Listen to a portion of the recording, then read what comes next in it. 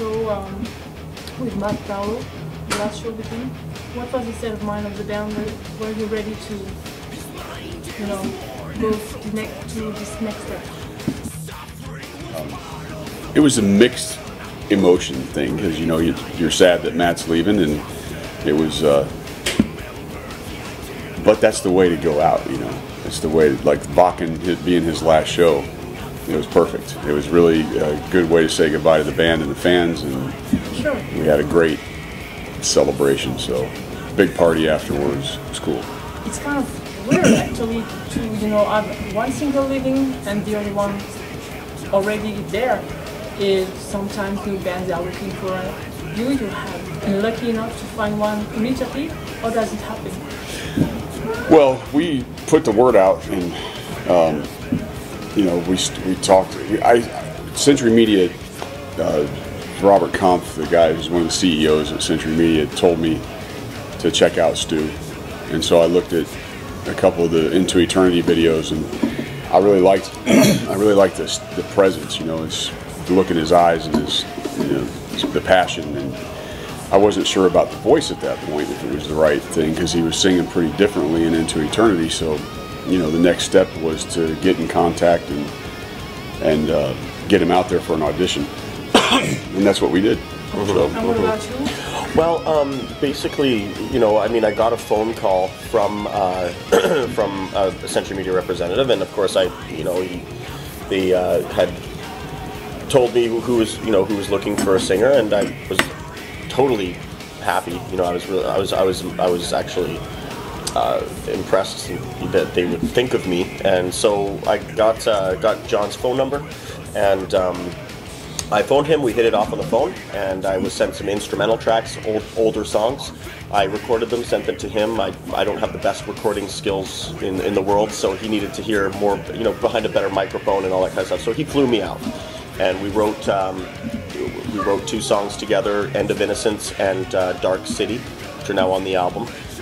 So basically, after that experience, he also needed someone that could contribute to the writing also. So I've got a fairly decent grasp on how to write a verse, and how to, I can listen for different chorus melodies and all that kind of stuff. So it was a great match. It was really great chemistry right away, and then he offered me the job, and I of course said yes, because it's a great opportunity. I've been a fan of Iced Earth ever since Burnt Offering, so I think it was a great experience and a great match. Okay, so today you feel like you're really a member of the band? Oh yeah, I'm not a hired gun. I'm not a. I hope to think of myself as someone who's going to be here for many albums to come. He's not a hired gun. He actually pays me. It's pretty cool. I'm kind of digging the setup. It's like, how much do you pay me every month to be here? Well, it's about $10,000 a month. 10 grand. That's a good deal. And so so if you want to be an Iced Earth, you just got to pay him $10,000 a month. Of course, he pays me in Hungarian forint. Right. That's. It's okay. I get it. The exchange problem. That's the big deal. He has to hunt around for someone to deal with those currencies. Yeah. So. No, it was a really good match. He had a problem. The one major problem is because I'm Canadian and he hates Canadians. So he thinks he asked me what my address was, and I said 102 Igloo Road, and I told him I lived in an igloo, but it's a sophisticated igloo. It's a 3-story igloo. I'm currently inventing this whole system, and so yeah, I'm an igloo architect on my day job. So yeah, thanks. Yeah, it's great. Okay, the album will be available. Well, I'm from Canada. We grow that stuff too, so it's good. Yeah. And of course, in France, it's totally illegal, and we never talk about that. No, of course not, right? Yeah. Oh, right. I think half the journalists that were interviewing us were pie-eyed. The next album will be available in a month or so. Is it a concept album? No.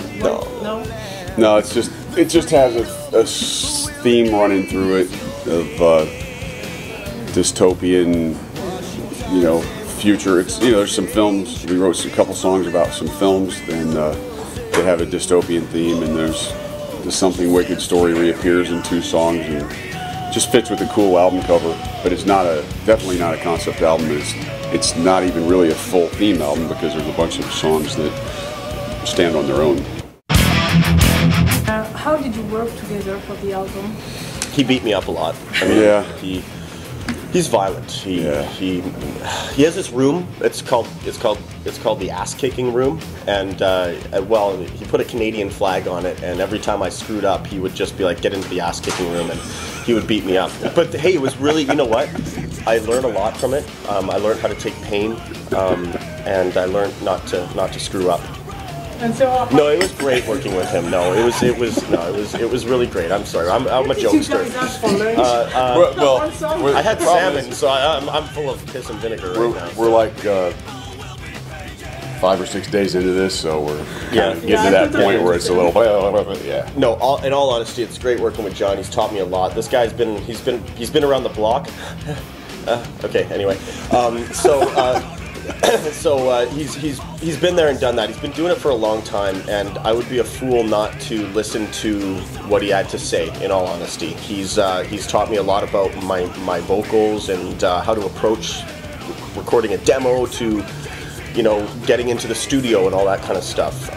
You know, Jim Morris really helped me too, but John's really guided me along the way, and he's much respect, man. He's, you know, I'm a sponge. I'm in metal school right now, you know, and that's kind of how I feel. So yeah. So you will tour this fall, and I've heard that every night you wanted to do a different set list. Is that right? You want to change tracks? No, I mean, well, we'll see. We're gonna try to come up with a variety of songs so that we can, you know, but I wouldn't say change it up drastically. It may be that, you know, one or two. A few different songs, but yeah. And maybe prepare some surprise for the fans or so. Yep. Oh yeah, there'll be a surprise for sure. I'm doing the whole show in my underwear, so I mean, it's going to be a surprise. It's a surprise, and it's also a little frightening. Yeah, well, but that's okay. We'll get to that later. Yeah. Like Canadian underwear. It is. It's going to be. Yeah, they're black leather. They have spikes, but they're still it's underwear. metal. Yeah. They're metal underwear. It's cool. But It's cool. It's underwear. You're giving away too much. Actually, I gave it away. But, You did. You should have said that. I know. That was the surprise. Fucking blew it. Jeez, sorry. rookie. Get to the beat up room here. Yeah, get in the beat up room. The ass kicking room. Okay.